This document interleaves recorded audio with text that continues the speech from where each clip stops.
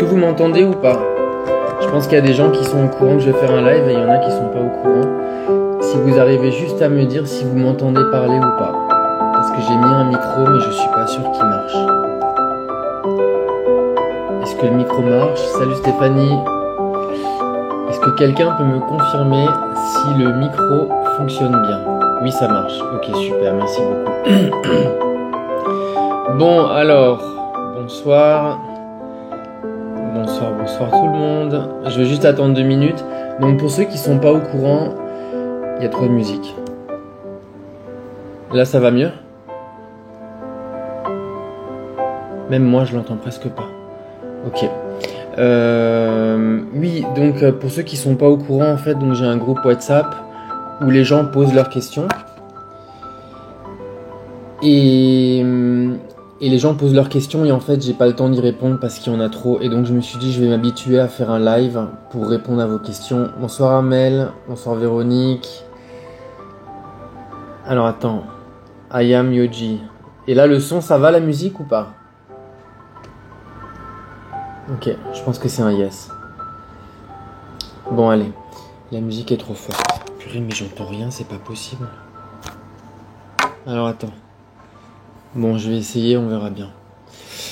Donc pour ceux qui sont avec moi dans le groupe WhatsApp, je vais commencer à lister vos questions.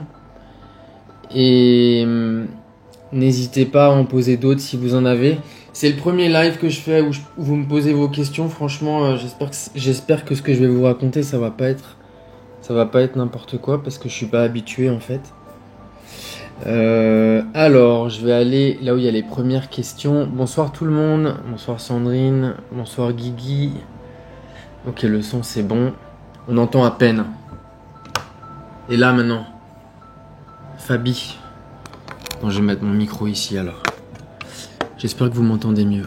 Ok. Si jamais vous entendez pas ou s'il y a un problème, juste dites-le dans les commentaires en fait. Donc, bonsoir tout le monde, bonsoir Yoga, bonsoir Knam, je sais pas vos prénoms là, ça doit être vos noms Instagram. Donc pour les nouveaux, ok, ça marche. Donc pour les nouveaux, donc en fait, on a un groupe WhatsApp, on commence à être franchement beaucoup là. On est quasiment 2500 et du coup j'ai créé des groupes WhatsApp annexes où vous me posez vos questions et j'essaye d'y répondre comme je peux en fait. En fait, gardez juste en mémoire que mon domaine de prédilection, c'est le silence intérieur. Parce que moi, j'étais dans un monastère hyper longtemps pour ça. Le deuxième truc, c'est contrôler ses émotions. Et le troisième, c'est la loi de l'attraction. C'est ce qui me passionne beaucoup. Mais le silence intérieur, c'est vraiment ce qui pour moi est le plus important pour tout le monde. Moi j'étais à peu près une quinzaine d'années où j'ai vécu avec des moines et avec des guérisseuses en Indonésie. Et dans ce laps de 15 années, j'étais 4 ans et demi dans un monastère en Inde et c'était un monastère du silence en fait. C'est-à-dire que ça peut paraître un peu barbare, mais j'avais besoin de ça en fait. Et j'étais dans un endroit en fait où le maître était en silence depuis je crois 30 ans ou 35 ans, je sais même plus. Et donc ça a été un endroit où je me suis retrouvé avec moi-même. Et donc aujourd'hui moi c'est vraiment mon domaine de prédilection, c'est le silence intérieur, éteindre ses pensées en fait et devenir le maître à l'intérieur de ce qui se passe. En fait quand je regarde pas la caméra quand je vous parle, c'est parce que je suis plongé à l'intérieur. Et ce silence, je le vois. Et quand je vous regarde, du coup, je me déconnecte du silence. Bref. Donc, le premier truc, c'est le silence. Le deuxième, c'est les émotions. Contrôler ses émotions. C'est pas contrôler, c'est plutôt choisir, en fait, ses émotions. Et le troisième, c'est la loi de l'attraction. Moi, je suis un grand fan de Neville Goddard. Pour moi, Neville Goddard, c'est le plus grand de tous les enseignants sur la loi de l'attraction. Avec un ou deux autres, mais en tout cas pour moi. Et l'enseignement de Neville, c'est le silence et choisir ses émotions en fait. Donc voilà, bref. Donc si vous avez des questions, n'hésitez pas à les poser dans les commentaires. Et mais c'est vrai que en fait j'ai un peu du mal à suivre. Bref, je vais commencer à prendre vos questions dans le groupe WhatsApp que vous m'avez envoyé. Un livre à conseiller, ça dépend le sujet. Sunlight Girl. Si c'est sur le silence intérieur, Ramana Maharshi. Tu trouveras pas plus grand que Ramana. Ramana, c'est le plus grand maître de l'histoire sur le silence intérieur. Pour la loi de l'attraction, Neville Goddard. Merci Adrien. Neville Goddard pour la loi de l'attraction. Il est un peu balèze à comprendre, Neville. S'il est compliqué, tu peux écouter, ah bah voilà. Si tu peux écouter, si jamais tu trouves Neville un peu trop compliqué, tu peux écouter du Abraham X. Abraham X, c'est H-I-C-K-S. Non, t'as pas besoin d'avoir peur du silence. J'arriverai pas à prononcer ton prénom. Si t'as bien une chose que t'as pas envie d'avoir peur, c'est ton silence. Le groupe WhatsApp, je t'enverrai le lien après, Magali. C'est un groupe où les gens me rejoignent quand ils regardent mes vidéos, en fait. Alors, première question du groupe, Valérie me demande comment savoir qu'on est bien dans notre silence intérieur. Bah, en fait, quand t'es dans ton silence, tu le sais. C'est comme si tu prends un bain chaud et que tu te dis comment je sais que j'aurai bien chaud quand je serai dans le bain. Bah, ton silence, c'est ça. En fait, quand tu plonges à l'intérieur de toi-même, quand tu fais une introspection intérieure, en fait, et attendez, parce qu'en fait, j'ai tellement de commentaires. Hop. Attendez, j'ai failli annuler la vidéo. En fait, quand tu fais une introspection intérieure et que tu plonges à l'intérieur de toi-même, il y a un moment donné où tu es pleinement conscient de toi-même, à l'intérieur de toi-même. Mais tu es complètement désidentifié de ton corps. Tu sens plus tes sens, en fait. Tu es à l'intérieur de toi-même. Pour certaines personnes, c'est instantané. Et pour d'autres personnes, ça prend du temps. Moi, ça m'a pris du temps. Ça m'est arrivé un matin, il devait être 3h du matin, et j'étais assis en face de mon maître dans le temple en Inde. Et ce matin-là, j'étais tellement mal assis parce que dans le monastère, vous savez, on n'a pas de chaise, il n'y a pas de banc. On est assis sur un béton ciré à même le sol. C'était tellement difficile. Et je me souviens que j'étais assis, je pense que je devais avoir tellement mal partout.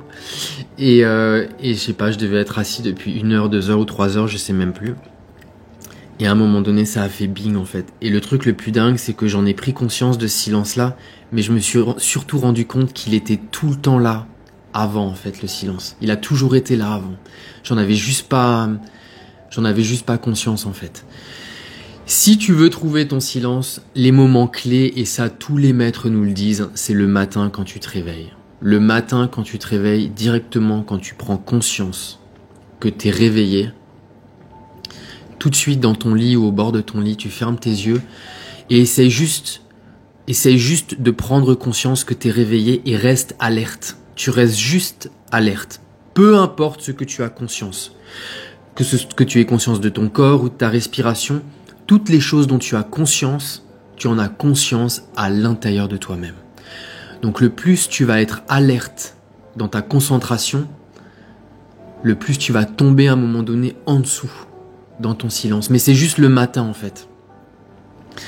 Donc voilà, c'est vraiment le matin. Moi, je vous le conseille tous, et tous les maîtres et toutes les guérisseuses avec qui j'ai vécu, c'est le matin au réveil. Pourquoi le matin? Parce qu'en fait, quand tu te réveilles, ton mental, il est encore éteint. Tes pensées, elles sont pas encore actives. Et t'es pas encore complètement identifié à ton corps, quoi. Et à tes sens, quoi. Parce que ça peut paraître délirant, mais là, quand tu sens ton corps, c'est d'abord une pensée, en fait. C'est une pensée que tu as un corps. Même là, tu dis non, mais je le sens. Ce ressenti, c'est une pensée, mais ça, tu le réaliseras un jour, peu importe, avant ou après la prise de conscience de ton silence. Mais bref, voilà. Le silence, c'est ça, c'est quand tu plonges à l'intérieur et t'es désidentifié, en fait, d'absolument tout. Bref, ça c'était la première question. Oh purée, il va falloir que je sois plus rapide parce que sinon je vais pas m'en sortir. S'il vous plaît Olivier, comment gérer une situation avec une émotion qui ne nous convient pas? Alors je vais pas répondre, je vais vous répondre comme les guérisseuses m'ont répondu parce qu'on a tellement parlé. Et vous allez voir que les réponses, elles sont bien chiantes. Moi ça m'a bien saoulé, mais avec le recul en général c'était toujours très vrai, quoi. Ce silence est fait écho aux ondes de gamma. Peu importe, je sais pas si c'est Fabienne, peu importe ce à quoi fait écho, en fait. Juste trouve-le, en fait. Le silence, il sert à quoi? et ben en fait, il sert à te réidentifier toi-même avec la partie de toi-même de qui toi tu es. Attends, je te le redis plus simplement, parce que même moi j'ai bugué. En quoi ton silence il est intérieur? En fait, ton silence, tu sais, c'est un peu comme une pièce dans ta maison que tu as remplie avec des meubles toute ta vie. Et un jour, tu sors toutes les pièces et tu te rends compte à quel point la pièce, elle est grande et elle est vivante et elle est belle en fait. Et t'en as jamais vraiment eu conscience parce que c'était trop le bordel à l'intérieur. Ben, ton silence, c'est ça en fait. Quand tu retrouves ton silence, tu reprends conscience de qui toi tu es. Mais en fait, tu reprends conscience de qui toi tu es, mais sans toi-même. Mais quand je dis sans toi, c'est sans ton histoire, sans ta famille, sans tes désirs, sans tes pensées, sans tes tristesses, sans tes anxiétés, sans toutes ces choses-là en fait. T'es juste toi-même avec toi-même. Et quand t'es vraiment au fond de toi-même, tout au fond, plus personne d'autre que toi-même, en fait on dit que t'es absorbé à ce moment-là. T'es absorbé avec toi-même et plus rien n'existe, en tout cas du monde extérieur. Tes amis, ta famille, tes problèmes, tes échecs, tes anxiétés, tout ça n'existe plus. Tu retombes dans un endroit où sans effort, tu n'as pas besoin de faire quoi que ce soit pour te sentir bien. Tu sais, aujourd'hui, on nous apprend à faire des affirmations positives, on nous apprend à être optimiste, on nous apprend à être gentil, tolérant, enfin que des choses pour être positive. Et c'est bien.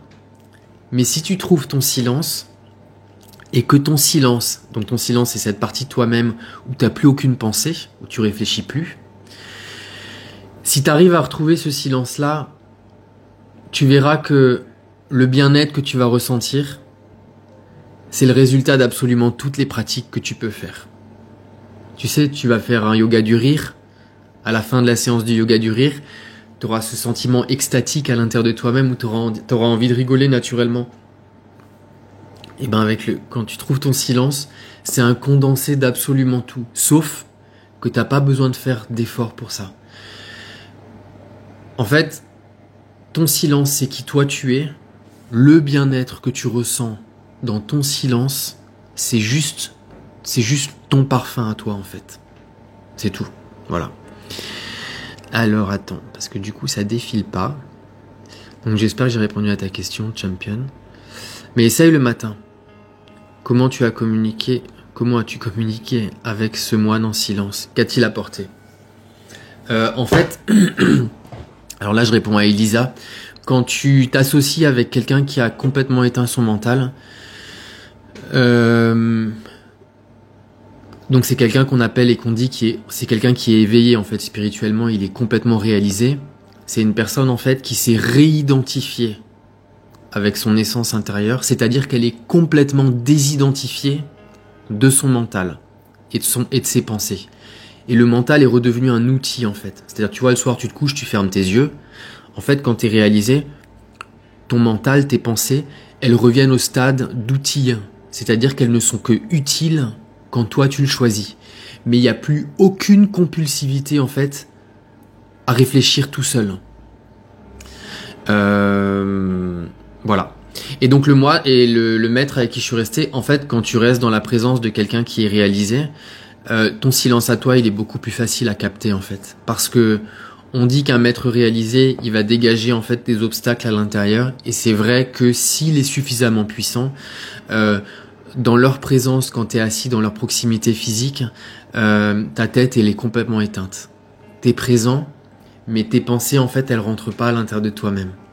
Et c'est sa force à lui qui fait qu'en fait son énergie est tellement forte que son énergie à lui fait que toi tu te réassocies en fait à ton essence à toi facilement, sans effort.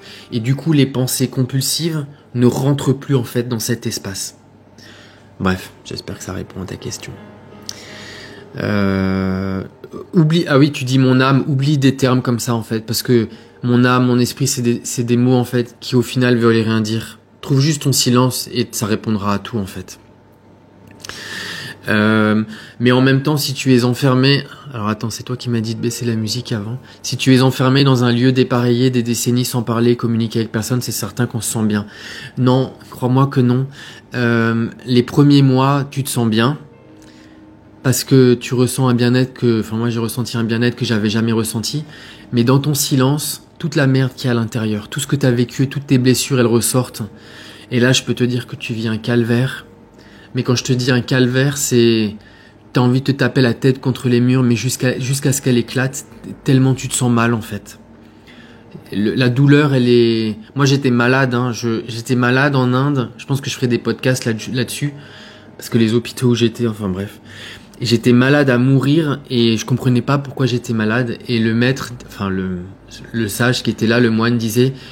il me disait, t'as tellement de bordel qui sort de toi, en fait, dans ce silence-là, que le corps, en fait, il désomatise. Tu sais, quand t'as une émotion qui te blesse dans la vie, tu la somatises dans ton corps si tu la guéris pas.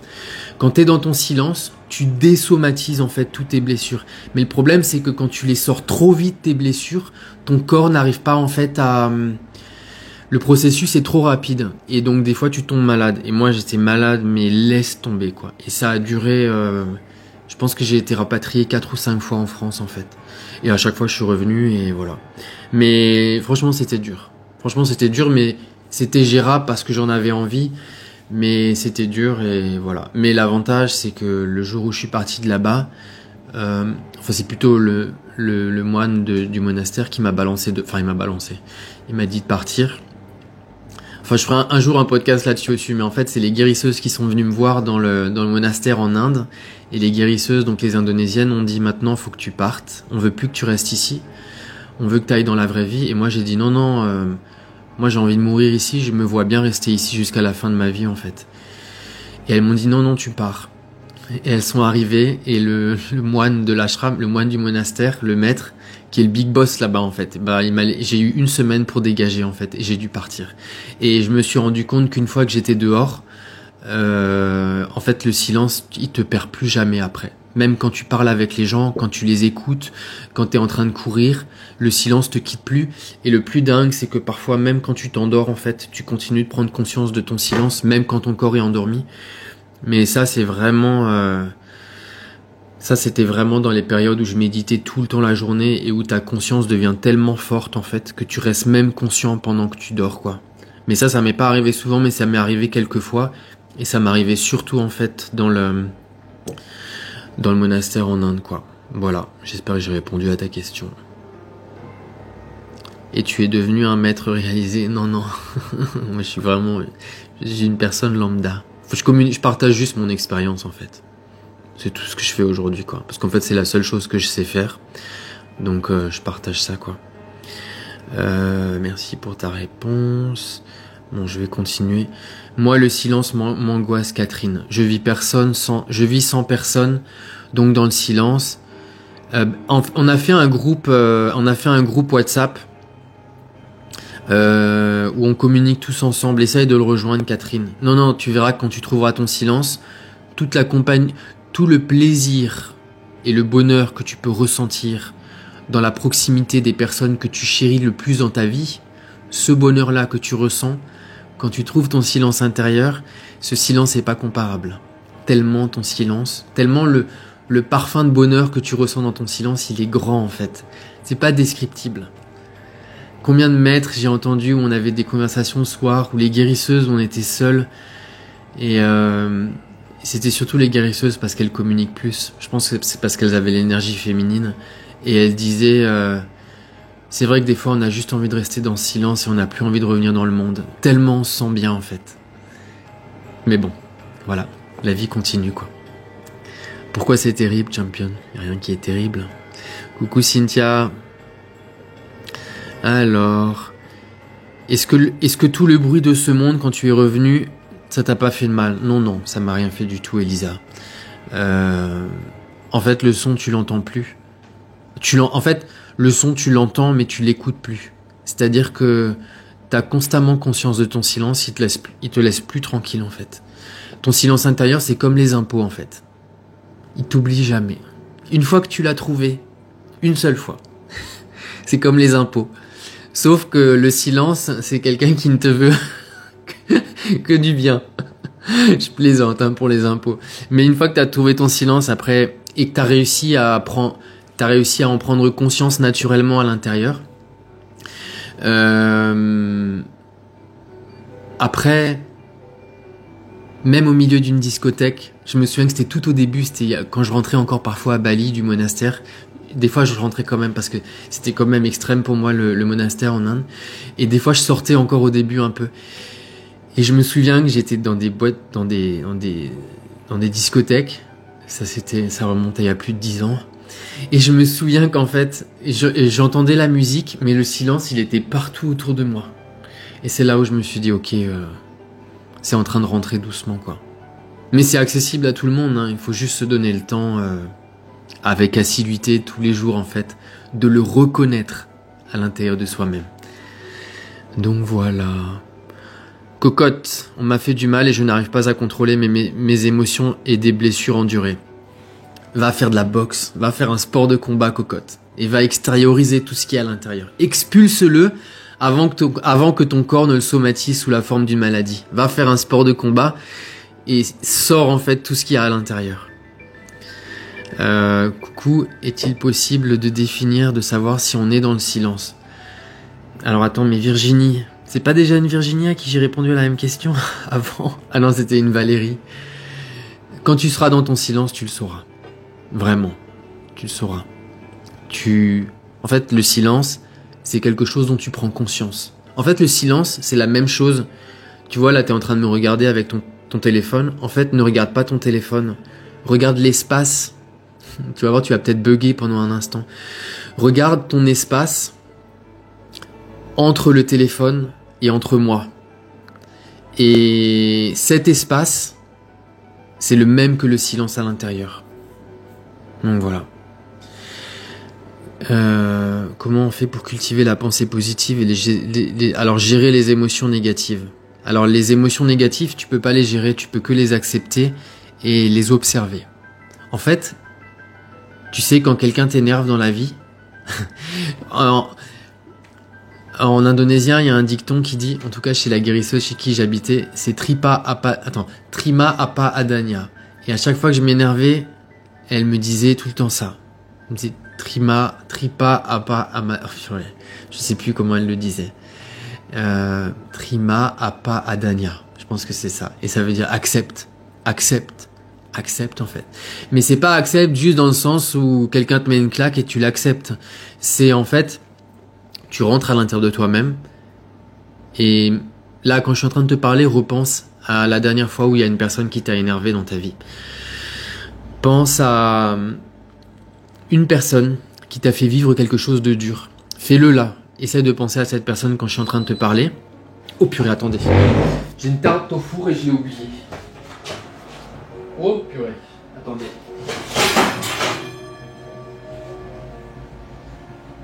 Oh purée. C'était une tarte à la rhubarbe, mais je l'ai complètement oublié. Oui, donc en fait, tu prends conscience de cette blessure que tu ressens à l'intérieur. Tu vois si quelqu'un t'a énervé. Et là, tu ressens de la colère. En fait, tu dissocies la personne de la colère, mais tu gardes la colère en fait à l'intérieur. Et tu l'observes. Et tu fais que l'accepter. Tu regardes l'émotion à l'intérieur. Et tu regardes l'émotion et tu fais face à face avec elle. T'essayes pas de fuir. T'essayes pas d'aller autre part et t'essayes pas de la repousser. Tu ne fais que l'observer. Tu peux lui parler, tu peux lui dire je te vois et je t'accepte, je te vois et je t'accepte, mais tu fais rien d'autre. Une émotion que tu ressens, c'est une blessure émotionnelle qui ne demande qu'à sortir. Mais elle ne peut que sortir si tu la laisses sortir. Si quelqu'un te met en colère et que tu réagis négativement, pouf, tu la fais rentrer à l'intérieur la colère. Si quelqu'un te fait sentir des émotions négatives et que tu téléphones à quelqu'un ou que tu cherches de la distraction pour ne plus y penser, pouf, la blessure émotionnelle, tu la fais re-rentrer. Par contre, si tu ressens une blessure et t'arrives à regarder cette émotion où tu te sens mal, toi tu ressens de la colère ou de la culpabilité ou de la trahison ou de l'injustice, observe, dissèque en fait. Tu dois disséquer cette émotion à l'intérieur, mais tu ne fais que la regarder. Tu ne la mentalises pas. Tu dis aucun mot dessus en fait. Tu fais que l'observer. Et tu la regardes. Et il y a un moment donné, elle va sortir. Pourquoi elle va sortir? Parce que tu as plongé à l'intérieur de ton silence silence dans lequel est venue passer cette blessure. Si tu regardes la blessure, ce que tu fais en fait, c'est que tu es en train de regarder ton silence dans lequel se présente cette blessure. Et tout ce que tu regardes avec l'énergie de ton essence, à savoir ton silence, ne pourra que brûler et se dissoudre. C'est la méthode la plus dure, mais c'est la plus rapide. Tu ne trouveras pas de meilleur thérapeute que toi-même si tu sais plonger à l'intérieur et si tu sais faire face. Mais je dis pas que c'est facile, hein. Moi aussi, tu sais, la vie, elle a le don pour... Alors, il y a quelqu'un qui demande s'il y a un groupe WhatsApp. Oui, il y a un groupe WhatsApp. Oui, il y a un autre groupe WhatsApp où les gens peuvent échanger. Content de vivre dans une grande ville. Mais je suis tellement heureux d'être à Paris. J'ai l'impression d'être la seule personne à Paris qui suis heureux d'être à Paris, tellement je suis content d'être ici. Après, moi je vis quasiment seul 90% de mon temps parce que je suis avec moi. Moi le soir je suis assis dans mon canapé, je regarde dehors pendant 2 heures en fait. Donc c'est pour ça aussi que j'apprécie Paris, c'est parce que je ne regarde que ce qui me plaît et je ne regarde pas en fait ce qui me plaît pas. Voilà. Si on te frappe physiquement, que fais-tu?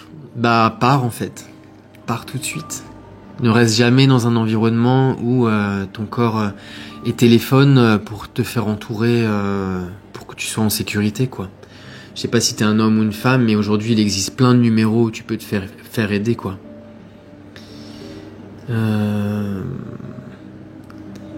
Est-ce que tu peux rencontrer Dieu dans ton silence intérieur? Eh ben, je te propose d'aller dans ton silence et tu verras que tu trouveras la réponse à ta question, en fait. Si cela pouvait m'arriver, ce silence de qualité, je voudrais tellement le trouver. Non mais... Alors attends, comment tu t'appelles, Catherine? Tu peux... Il n'y a pas une chose qui t'est plus accessible que celle-là. Mais si tu crois qu'elle t'est inaccessible, alors elle te sera inaccessible. Ta croyance, c'est ton obstacle. C'est tout. Il n'y a rien qui te sépare de toutes tes réalisations si ce n'est tes croyances limitantes entre toi et ce que tu cherches. Ton silence, il est là. Juste pose-toi la question à toi-même d'où il est et cherche. Ferme tes yeux plusieurs fois par jour et cherche. Pose-toi la question où est-ce qu'il est. Il y a un moment donné, tu vas tomber dessus, quoi. Voilà. Qu'est-ce qu'on demande d'autre? Comment déconstruire nos pensées limitantes? Ah, je vois ma petite sœur balinaise qui est encore dans le groupe. Je ne sais pas si elle est encore là. Comment déconstruire nos pensées limitantes? Je vais te répondre comme si c'était les guérisseuses qui répondaient. Donc comment déconstruire nos pensées limitantes? En fait, t'as pas besoin. Juste ne t'en préoccupe pas. Ne déconstruis rien du tout en fait. Juste accepte. Accepte et concentre-toi sur les choses que t'as envie. Voilà, maintenant j'espère que ça ne t'énerve pas autant que moi ça m'a énervé il y a 10 ans quand elle me donnait ce genre de réponses, mais elles sont vraies. Ce sur quoi tu portes ton attention va grandir dans ta vie, et là où tu retires ton attention, ça n'existera plus. Là où il n'y a pas de conscience, il ne peut pas y avoir de vie. C'est aussi simple que ça. Donc, si tes blessures, tu arrêtes de les regarder, il y a un moment donné, elles ne pourront plus rien te faire. Si tu as un mode de vie qui est sain, et c'est quoi un mode de vie qui est sain?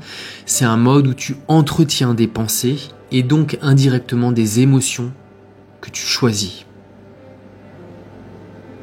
Donc voilà. J'espère avoir répondu à ta question. Tarte brûlée. Bah j'espère pas en fait. Je l'ai pas vu mais bref. On verra. Tarte à la rhubarbe la meilleure. Alors, est-ce que cela s'apparente à de la méditation? Oui, c'est de la méditation. Après, tu sais, tu vas aller dans un monastère en Inde où tu vas suivre un enseignement, il va te dire c'est notre yoga le meilleur, tu vas venir chez nous. Et moi j'en ai fait l'expérience. Et tout le monde dans le monastère, chez nous, tout le monde dans l'ashram, en tout cas pour les dévots et pour les gens comme moi qui venaient pour pratiquer, quand tu les écoutais, ils te disent mais oui, c'est chez nous qu'on est les plus avancés, qu'on est le plus ci, les plus ça. Pour moi, mais c'est pour moi, hein, pour Olivier, la plus grande des méditations, c'est celle où tu prends conscience de toi-même en fait. C'est pas celle où tu es heureux, c'est pas celle où tu te sens bien, c'est pas celle où tu guéris ton corps pendant ton yoga ou ta méditation. Pour moi, la plus grande des méditations, c'est pas ça. Pour moi, la plus grande des méditations, c'est celle où tu arrives à te désidentifier de toutes les choses que tu as acquéries dans ta vie, ton histoire, ta famille, tes expériences, où tout ça n'existe plus et où tu es en face à face avec toi-même, à l'intérieur. Et en fait, quand la musique qui commence à augmenter, j'ai peur que vous m'entendiez pas. En fait, quand tu commences à prendre conscience de ton silence, je sais plus ce que je voulais dire. J'ai perdu le fil parce que j'ai baissé la musique. Bon, on s'en fout. J'espère que voilà. Ah oui, oui. Pour moi, la plus grande des méditations, c'est se retrouver avec soi-même à l'intérieur. Et tu verras que quand tu feras des introspections à l'intérieur, tu plonges en fait à l'intérieur de toi-même. Tu plonges. Et là, tu te vois toi-même en fait à l'intérieur. Mais c'est pas quelque chose qui a de la forme ou c'est pas une image, tu vois. C'est pas ton enfant intérieur. C'est pas. C'est quelque chose qui a pas de forme, mais tu te reconnais en fait dans cette énergie que tu es en train de regarder à l'intérieur. Et tu es pleinement conscient. En fait, on dit que tu es conscient de ta propre conscience. Et dans cet endroit-là, il n'y a aucune pensée. Et si elle passe de côté en fait. Et elle te touche pas. Parce que toi, dans ta conscience, tu es complètement intouchable en fait. Tu es dans un espace qui est infini à l'intérieur de toi-même. Et ça, pour moi, c'est mon expérience. C'est la plus grande des méditations. Pour moi, il n'y a pas de plus grande méditation que ça, en fait. Après, voilà, ça reste mon avis, mais j'en suis persuadé. Parce que pour moi, toutes les autres formes de yoga, pourquoi est-ce que les gens vont faire du yoga? Pour se sentir bien, pour se sentir en forme. Pourquoi les gens font de la méditation? Pour être calme et pour se sentir apaisé, pour trouver le bonheur, pour réaliser ce qu'ils ont envie. Quand tu prends conscience de toi-même, dans ton silence intérieur, toutes ces choses-là, elles sont à l'intérieur. Elles sont là, en fait. Et elles sont là sans effort.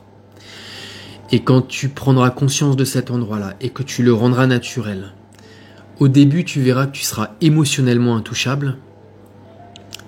Et tu verras qu'avec le temps, même la douleur n'aura plus accès à toi. Pourquoi?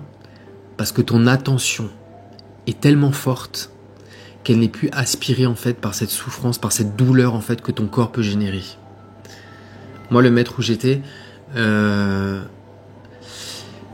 c'est une histoire parallèle, mais il a une fois chopé un truc où il était très malade. Enfin, il était pas malade, mais son corps il devait se faire opérer et tout le monde souffrait autour de lui, disait c'est horrible et lui disait vous verrez que le jour où votre silence sera complètement naturel, ce qui arrive à votre corps ne vous fait plus rien du tout. Mais bon, là, on est loin déjà. Alors, attends, je vais descendre tout en bas. Bonjour tout le monde. Bonjour Fabienne. Bonjour Gio. Tu vivras toujours seul. Non. Non, je vais pas vivre. Mais je vis pas seul en fait. Je vis seul avec moi-même. Mais une fois que tu t'es trouvé toi-même, tu te rends compte. Alors dites-moi juste si vous m'entendez bien. Et si la musique, elle est pas trop forte, s'il vous plaît. Coucou Chris. Donc tu me poses la question, tu vivras toujours seul. En fait, quand tu as trouvé ton silence, et ça je l'ai vu sur toutes les guérisseuses et tous les maîtres, absolument tous, tu te rends compte que toute ta vie, tu as toujours été seul en fait. Il n'y a jamais eu personne d'autre en fait, que toi-même. Tu crois que tu interagis avec des gens dans le monde et tu interagis certainement avec eux indirectement. Mais en fait, c'est pas avec ces gens que tu es en train d'interagir. Comment l'expliquer? C'est en fait quand tu es avec ces gens-là, tu es en train de ressentir un monde. Tu vois, quand tu es avec tes amis, cet environnement-là avec eux te fait ressentir certaines choses. Mais en fin de compte, c'est toujours toi-même avec toi-même. Toujours. En fait, c'est bien d'interagir avec le monde si ces interactions ont pour but de te rapprocher de qui toi tu es en fait. Ça, c'est bien. Si tu vas juste dans le monde pour avoir du bonheur, mais de manière aveugle et de manière un petit peu anesthésiée et hypnotisée, ça va pas vraiment nulle part en fait. Tu nais seul et tu meurs seul. Oui, en fait, sauf quand tu trouves ton silence. En fait, quand tu as réalisé ton silence intérieur, quand tu es complètement éveillé, la notion de solitude n'existe pas en fait. Bref. Voilà. Tu cherches des réponses à travers les autres. Non, tu cherches jamais des réponses à travers les autres. Par contre, tu cherches des réponses à travers les interactions que tu as avec les autres. C'est-à-dire que si tu vis des expériences avec les autres, tu vas chercher en toi-même à comprendre certaines choses que tu vis dans cette expérience grâce à ces personnes qui sont dans ton environnement. Donc là, oui. Tu trouves des questions si la personne avec qui tu parles, tu trouves des réponses si la personne avec qui tu parles, elle est éveillée, quoi. Parce que cette personne, elle a accès à toi, en fait. Complètement. Elle a accès à toi et comme elle est déconditionnée de son déconditionnement, comme cette personne est déconditionnée de son conditionnement à elle, du coup, elle a accès à toi, mais sans ton conditionnement aussi. Et seules ces personnes-là, en vérité, peuvent nous aider, quoi. Tout le reste, tous les autres qui nous aident à partir de leur conditionnement à eux. Voilà, j'espère que ça répond un peu à ta question. Purée, ça fait déjà 40 minutes. Alors, est-ce qu'il y a d'autres questions? Parce que j'ai ma tarte à la rhubarbe qui est en train de m'appeler là. Je vais bientôt vous laisser. À quand le prochain voyage à Bali, Olivier? Alors, je voulais y aller au mois de juin. Et aujourd'hui, je discutais avec la famille qui est là-bas. Et ils m'ont dit, Olivier, ne viens pas à Bali. On a une vague de chaleur de fou. Donc je ne vais pas y aller. Et je suis content de ne pas y aller. Parce que Bali, quand il fait super chaud, moi, perso, j'ai pas envie. Alors, les autres questions. Je te remercie encore une fois, blablabla. Pourquoi est-ce si difficile de se connecter à ton âme, Olivier? Parce que tu penses que c'est difficile en fait. Donc là, qui est-ce qui pose la question? C'est Alexis. Pourquoi est-ce que c'est si difficile? Le problème, c'est parce que tu essayes. Tu essayes, Alexis. En fait, n'essaye pas. Juste fais-le. Combien de personnes me disent, mais Olivier, c'est impossible de méditer et d'arrêter de réfléchir. Mais on te demande pas d'arrêter de réfléchir. On te demande juste, je te dis juste, lance-toi juste dans ce processus où tu te réidentifies à ton silence. Mais si tu n'y arrives pas, c'est pas grave. À chaque fois que tu te juges, tu mets encore plus d'obstacles entre toi et la prise de conscience de ton silence. Voilà, j'espère que c'est clair. Bonjour Olivier. Olivier, quand vas-tu faire des conférences? Je ne sais pas. Je sais pas, mais j'aimerais bien... J'aimerais beaucoup échanger et faire des ateliers en physique avec des personnes. Donc je ne sais pas comment ça va se présenter, mais si tu as une opportunité, je serai très ouvert à le faire. Donc voilà. Olivier, quel serait l'outil pour arriver à ne pas s'identifier ou à ne pas s'incarner les situations difficiles de la vie sans pour autant être indifférent? Guillaume. Donc Guillaume, comment faire pour ne pas s'identifier aux situations difficiles? Alors là, je pense que les guérisseuses, si on leur dirait ça, elles diraient les situations difficiles, mais plonge dedans. Plonge dedans, mais en étant conscient du processus que tu es en train de mettre en marche. Et ne réagis pas en fait. Ne réagis pas. C'est ta réaction qui fait que tu te perds dans ton mental et qui t'empêche de grandir en fait à l'intérieur de toi-même. Plonge dans tes blessures. C'est quand tu es complètement brisé à l'intérieur que la lumière va sortir. C'est pas une image. C'est vraiment la vérité. C'est quand à l'intérieur t'es complètement cassé. J'allais dire en 1000 morceaux, mais bon, tant pis, je le dis. Enfin bref. C'est quand à l'intérieur tu vas mal. Moi, les gens que je vois et qui me consultent, et j'ose souvent pas le dire. Souvent quand elles me consultent, ou quand je discute, ou même des amis en fait, je vais plutôt passer à des amis, quand ils vont très mal dans leur vie, quand ils ont des situations qui sont dures et difficiles, c'est dans ces moments-là où moi je trouve ces personnes-là les plus connectées à eux-mêmes. Et les guérisseuses m'ont tenu ce discours, mais plein de fois quand j'habitais là-bas avec elles. Elles disaient, tiens, c'est fou parce que Les gens, quand ils vont mal, c'est là où ils sont le plus connectés à eux-mêmes. Pourquoi? Parce qu'en fait, leur blessure les fait plonger à l'intérieur d'eux-mêmes. Mais comme ils n'ont pas compris ce processus de réidentification du silence qui est autour de la blessure, du coup, tout le monde cherche à s'en échapper. Et souvent, moi, mes amis ou les gens, je les vois quelques mois ou quelques années après, extérieurement, ils vont mieux. Parce qu'ils n'ont plus cette condition qui les a fait souffrir. Mais ils sont de nouveau déconnectés d'eux-mêmes, en fait. Et à chaque fois, je me dis, cette connexion que je voyais chez toi il y a quelques mois, elle est plus là. Pourquoi? Parce qu'il y a de nouveau de la distraction, de la folie. T'es hypnotisé en fait de nouveau dans ce monde. C'est pour ça que quand t'as des situations qui te font souffrir, utilise-les comme des opportunités pour te plonger à l'intérieur de toi-même. Quand tu vis une épreuve qui est difficile et que tu ressens de la douleur à l'intérieur, c'est cette douleur qui est en train de t'appeler et qui te dit « Regarde à l'intérieur, regarde-moi ». L'endroit que je suis en train de te montrer comme je t'appelle maintenant, c'est là que tu dois regarder et c'est là que tu trouveras toutes les réponses à tes questions. Voilà, ça répond à tes questions, j'espère.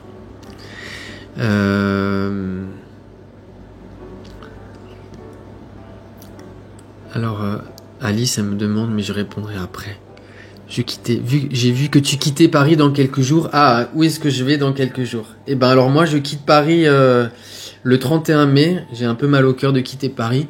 Je vais aller me ressourcer dans les Alpes du côté de Tignes et de Val d'Isère pendant quelques jours parce que la montagne me manque. Et ensuite on m'a proposé de faire des séminaires pendant pas des séminaires mais des ateliers vers Saint-Tropez pendant le mois de juin et le mois de juillet. Mais je sais pas si je vais y aller parce que le prix d'un studio dans la région de Saint-Tropez, c'est pas le double de Paris, mais c'est quasiment le double de Paris pour un studio. Et j'ai l'âge où je peux plus vivre dans un studio en fait. Donc je ne sais pas si je vais y aller, mais en tout cas, j'en discute tous les jours avec un ami qui fait de la conciergerie très haut de gamme là-bas et qui m'a demandé de venir pour prendre soin de ses clients en fait. Donc il se peut que ce sera et je voulais faire une expédition d'une semaine dans l'Himalaya du Ladakh. Donc c'est la région himalayenne de l'Inde et partir une semaine là-bas. J'avais juste envie de retourner un peu dans les monastères. Donc je pensais y aller et proposer à quelques personnes de venir avec moi, mais ça je sais pas encore.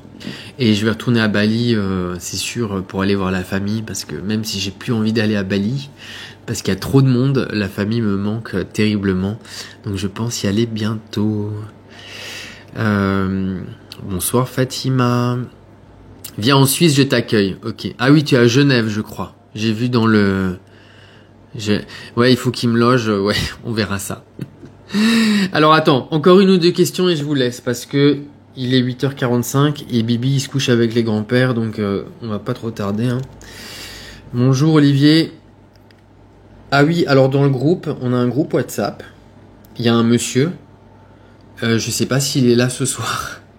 Mais il nous a dit dans le groupe qu'il voulait mourir et il demandait comment il pouvait mettre fin à sa vie sans souffrance. Et je dois avouer que tout le monde a été un peu secoué dans le groupe WhatsApp. Donc évidemment, je lui ai répondu. Il y a beaucoup de personnes qui l'ont entouré. C'est aussi pour ça que j'ai créé ce groupe de partage en fait sur WhatsApp que vous pouvez trouver dans mon profil, dans la bio de mon Instagram. Et donc moi, je lui ai parlé. Je pense que d'autres personnes lui ont parlé.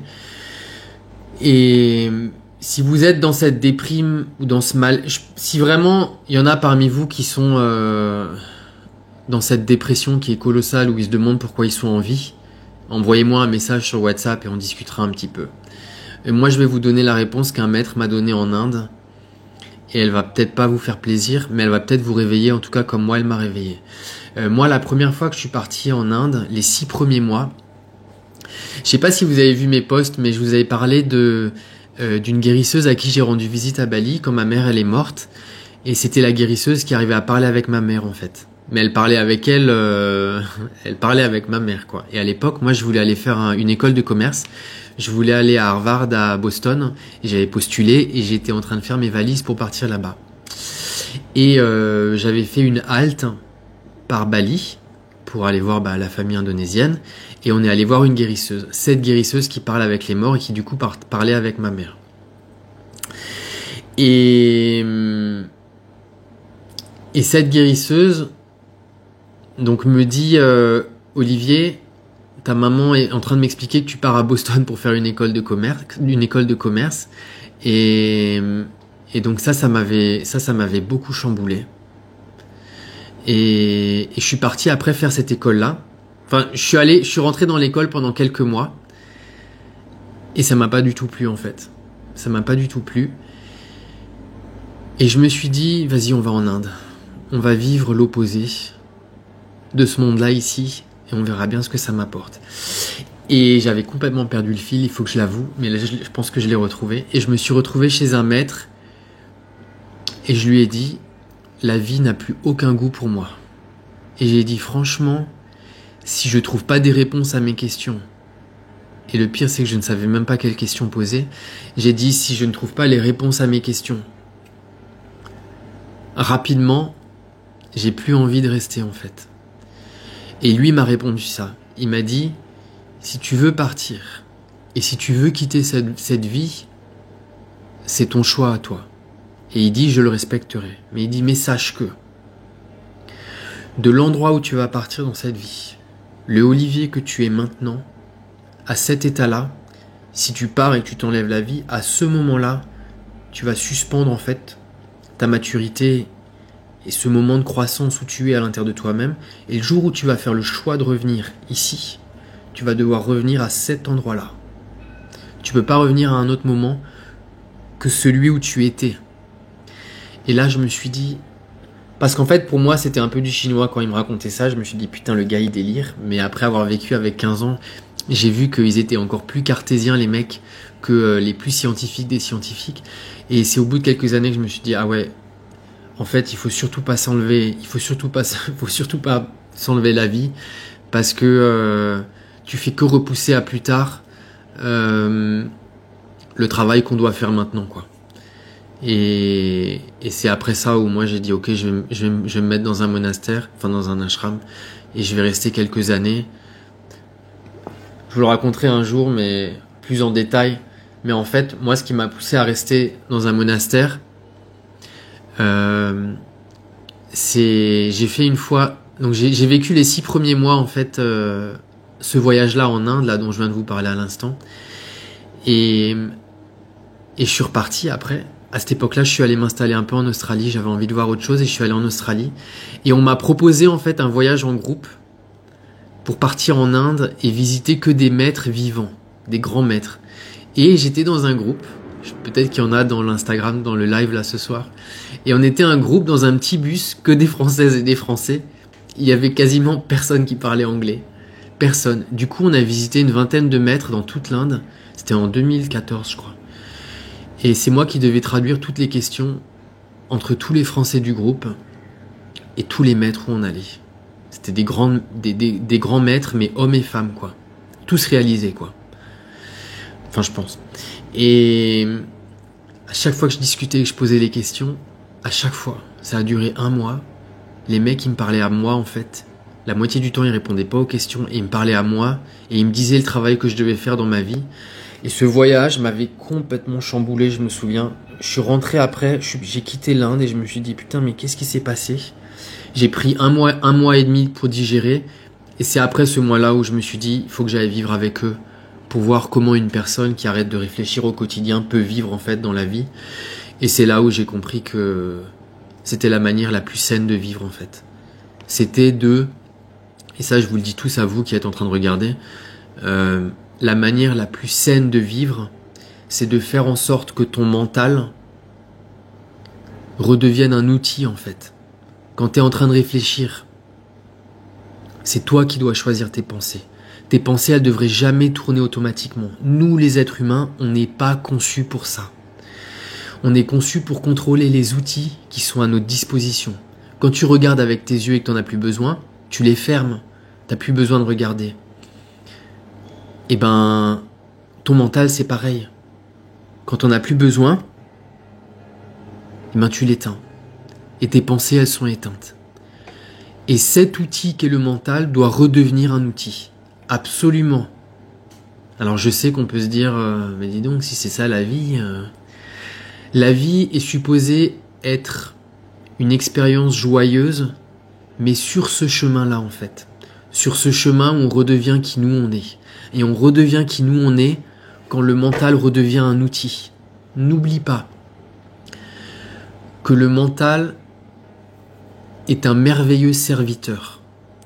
Ton mental, tes pensées, ton mental est un merveilleux serviteur. Mais c'est le pire des maîtres.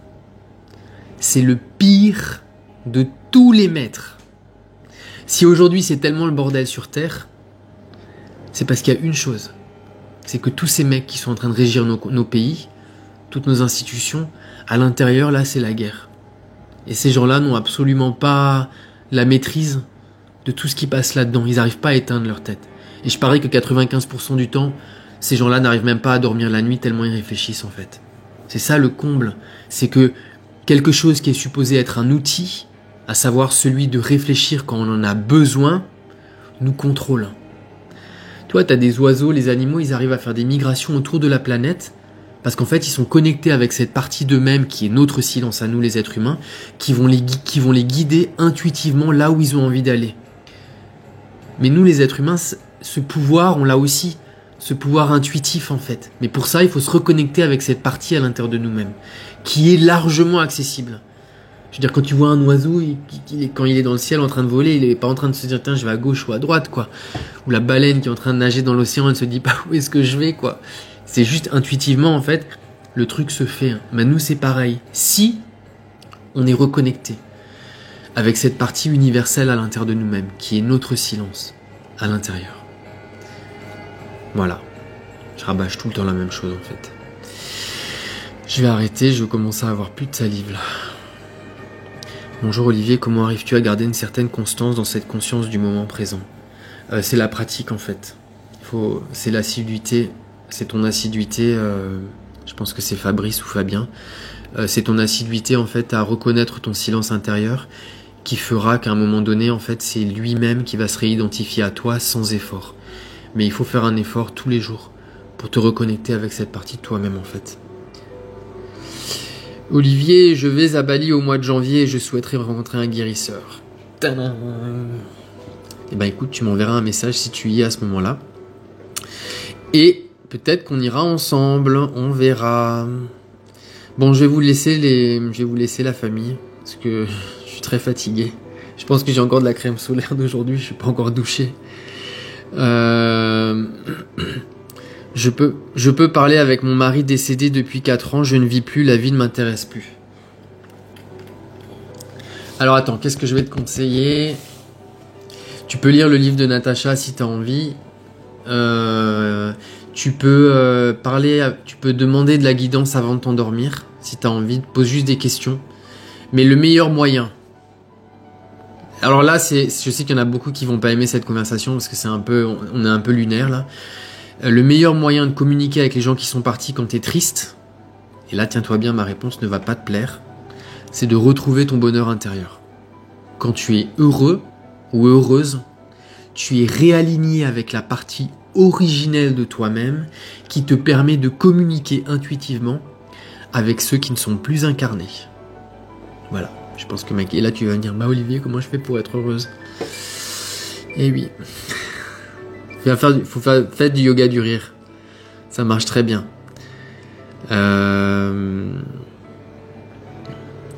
Alors, j'habite en Australie. Ah, l'Australie. C'était tellement beau, mais ça ne me manque tellement pas. Amoureuse de Bali, est-il possible d'avoir quelques adresses coup de cœur ? Alors, envoie-moi un message sur WhatsApp. Parce que sinon, ça va pas intéresser les autres. Alors Corinne, Olivier, tu éveilles ma conscience à vitesse grand V. Je n'éveille pas ta conscience. C'est toi qui éveilles ta conscience à travers moi. C'est toujours le message des autres qui t'est utile. Jamais le messager. Ne donne jamais de l'importance aux gens en fait. Qu'est-ce qui fait que nos pensées tournent en boucle ? Parce que tu les observes, Maud. Qu'est-ce qui fait que nos pensées tournent en boucle ? Parce que tu leur donnes de l'attention. Ce que tu ne regardes pas se dissout. Tes pensées, elles tournent pas en boucle quand tu es en train de dormir. Ou le matin quand tu te réveilles. Les quelques premières secondes au moment où tu te réveilles, tes pensées, elles tournent pas en boucle. Tu vois? Si elles commencent à retourner en boucle dans la journée, c'est parce qu'en général, il y en a une qui va venir et tu vas la regarder. Et quand tu la regardes, t'es en train de faire comme ça avec un jerrycan d'essence et t'es en train de mettre... Et en fait, ta pensée compulsive là, c'est comme une flamme et toi, t'es avec ton bidon d'essence dessus là en fait. À chaque fois que tu la regardes. Si tu la regardes pas, elle pourra pas se manifester. Concentre-toi sur une autre pensée. C'est pour ça que les mantras, c'est tellement pratique parce que du coup, tu canalises en fait ta tête sur autre chose. La pensée collective. Oui, mais d'abord la pensée. Occupons-nous enfin, c'est mon avis, mais on s'occupe d'abord de nous-mêmes, tu vois. Enfin, c'est la pensée collective, me demande Nadège. Oui, ce qu'on appelle le mental collectif, mais disons que si toi tu trouves ton silence à toi, le monde extérieur n'a plus d'intérêt en fait, ça te fera plus rien. Bonne tarte à la rhubarbe. Oui, elle me regarde là-bas. Mon mental créait des peurs et après des angoisses. Bah, n'essaye pas de fuir. Polaro, je pense pas que ce soit ton prénom. Mon mental me créait des peurs et après des angoisses. Non, en fait, c'est pas ton mental qui les crée. Ton mental, c'est le berceau, c'est le réceptacle dans lequel passent tes blessures en fait. Mais si ces blessures, elles continuent de revenir, c'est parce que toi, tu ne les laisses pas sortir en fait. C'est juste ça. Quand elles sont là, regarde-les. Tu vois, peu importe. Ça, c'est pour tout le monde pareil. C'est quand tu ressens une émotion qui est douloureuse à l'intérieur. Là, tu peux le faire en fait. Tu visualises une situation qui est douloureuse. Une personne qui t'a peut-être fait du mal ou quoi que ce soit. Et tu ressens en fait cette émotion de colère ou peu importe l'émotion, cette émotion de résistance. Tu dissocies la personne, tu l'enlèves et tu restes concentré sur l'émotion. Et tu fais que la regarder. Tu te dis à toi-même, je te vois. Je te vois et je t'accepte. Et si l'émotion elle part, tu rappelles la personne qui a rappelé cette émotion, tu la rappelles dans ta vision intérieure. Et quand l'émotion revient avec cette personne, tu refais sortir la personne et tu regardes de nouveau l'émotion. Et il y a un moment donné, en fait, l'émotion elle va complètement se dissoudre. C'est sûr et certain. Blam blam, bonjour à tout le monde. Bon bah les petits loups, je vais vous laisser. Merci de Belgique, Colette. Merci Amel, merci Jean-Michel. Pourrais-tu parler de l'intuition? Sur le groupe me demande Corinne, l'intuition. Bah en fait, cherche pas à comprendre l'intuition, cherche juste à comprendre ton silence intérieur. Si tu trouves ton silence intérieur, tu vas te reconnecter avec cette partie de toi-même où l'intuition en fait passe. Tu sais, l'intuition c'est comme un flot en fait, c'est comme un canal qui ne s'arrête jamais. Hein. Et quand toi t'es reconnecté avec ton silence, du coup tu es déconnecté. Tu es déconnecté, t'es désidentifié de toutes tes pensées qui auparavant faisaient obstacle à ta connexion naturelle avec ton intuition. Tu sais, enfin, c'est pas provocateur hein, ce que je dis, mais un oiseau, il a pas besoin de méditer le matin quand il se réveille pour se connecter à son intuition, tu vois. Il sort de son nid, il va faire sa vie et il revient, tu vois. Bah toi, quand tu trouves ton silence, c'est pareil en fait. Ton intuition, elle va revenir, t'as pas besoin de faire d'efforts. Juste trouve ton silence en fait. Et le meilleur moment, c'est le matin, quoi. Voilà. Bonne nuit, Olivier. Oui. À bientôt. Merci. Bon, bah, merci à tous. Ah, je vois Jean-Marc. Bienvenue, Jean-Marc. Bonsoir, Ali. Bon, il n'y a que des merci. Et pour ce qui est inconscient, mais qui perturbe notre corps. Après, c'est mon enseignement. C'est celui que j'ai suivi, en fait. Préoccupe-toi juste de ta conscience à toi et de ton silence intérieur. Et tout le reste va rentrer dans l'ordre, en fait. Après, tu peux aller voir des thérapeutes, il y a des très bons thérapeutes qui aident à ce qu'on appelle désomatiser en fait tes blessures intérieures. Mais si tu trouves ton silence à toi, tu seras intouchable et tout va rentrer en ordre en fait. Mes nuits sont agitées malgré mes méditations de silence intérieur. Et ben en fait, quand t'es réveillé, ne te force pas à dormir, sors de ton lit. Et reste assis juste en silence avec toi-même. Et à un moment donné, les choses se recanalisent en fait. Bon, Fabienne qui écrit ma tarte sans arrêt. J'y vais y aller.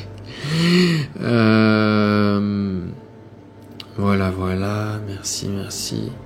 Merci Olivier, j'ai entendu ta réponse, mais tu as deviné mon autre question. Bon, moi je vais vous laisser. Je vous souhaite une bonne soirée en tout cas à tout le monde.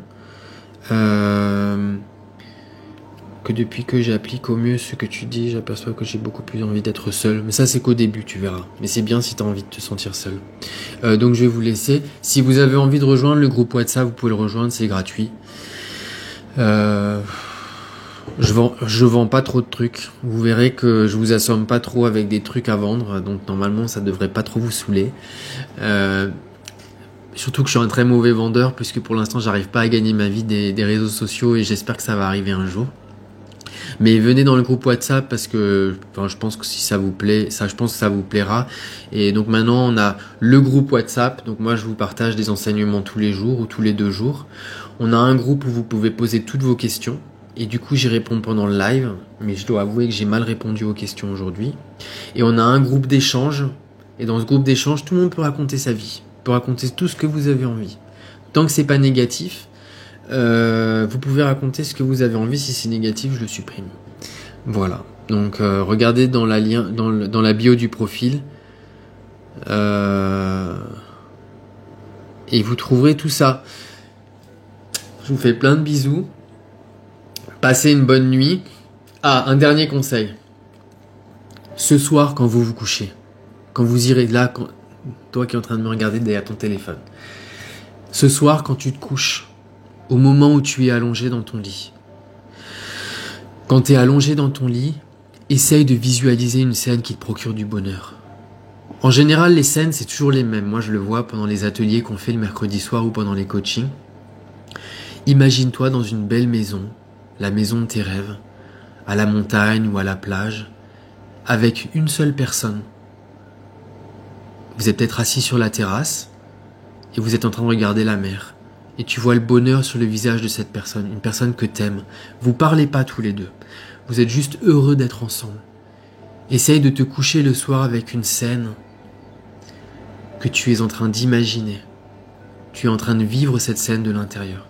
Tous les soirs, endors-toi avec une scène aussi surréelle que tu veux, on s'en fout. Tant qu'elle te procure du bien-être. Mais fais ça tous les soirs. Et tu vas voir qu'en fait, quand tu vas vivre du bien-être intérieur, ce bien-être que tu vas vivre, tu vas venir le tirer dans ton sommeil. Et quand tu seras endormi, ton subconscient, il va venir tourner encore et encore cette émotion de bien-être que tu as cultivée consciemment avant de t'endormir. Et ce bien-être, il va venir se démultiplier dans ton subconscient, dans ton sommeil. Quand tu t'endors le soir, tu choisis une scène qui te procure du bonheur. Ok ? Bon, je vous laisse. Je vais manger ma tarte à la rhubarbe. Je vous souhaite une bonne nuit. À bientôt. Attends, comment on éteint tout ça là ?